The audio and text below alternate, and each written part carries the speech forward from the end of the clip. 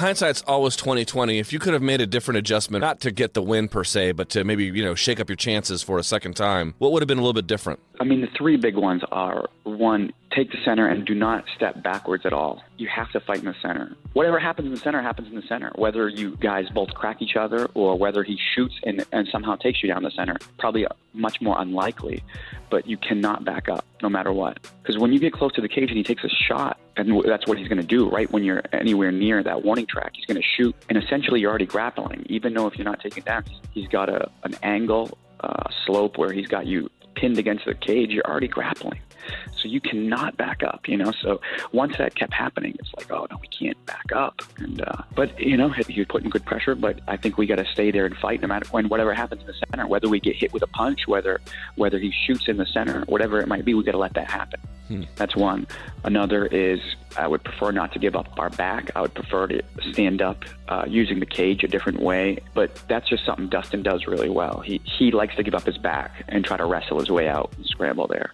You know what? It's funny you mentioned that. There was one time where Dustin had a whizzer and then gave it up on purpose. So your answer is he actually likes to do that because he has a series of better escapes in that way? Yes. This is a point of contention with us.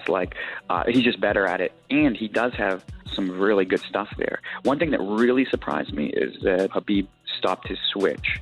He's got a really tricky switch. He almost got him, he caught his leg. He did it twice to him, and I'm really surprised he didn't get the reversal. He gets that on everybody in the gym. The third would be fighting the hands on the rear naked, because without fighting the hands and being a little more careful in those situations, we can get subbed. I mean, you're less likely to get away so quickly, but you won't get subbed if you're a little more cautious with that. But once there's a tap, the fight's over, so you don't get a second chance. Because even though we were down, I thought with every round it was going to get tougher and tougher to get him down. A little more sweaty, they're both a little more tired, but Dustin has the ability to hurt you and put you away in any round, I felt. So I would have liked to have been able to see how things went in the fourth and fifth, but we didn't get a chance to get there. Physically, as far as his abilities and his fight IQ and everything that goes along with that, it was kind of classic Khabib. I learned a lot more about his mentality.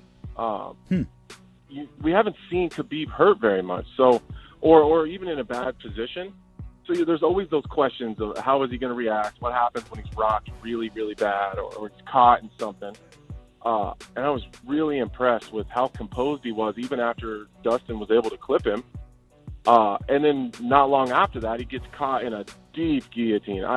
I mean, 99% of fighters would have been done there. He was so deep. I mean, he went to options, 5, 6, and 7, and as far as his Rolodex of escapes to get out of that.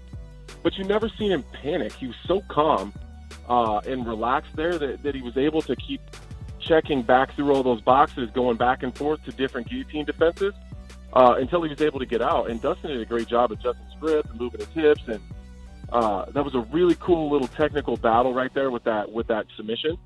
And I learned that Khabib's mentality is bulletproof, man. He's never shook and he's never worried, and it was really impressive to watch from the outside.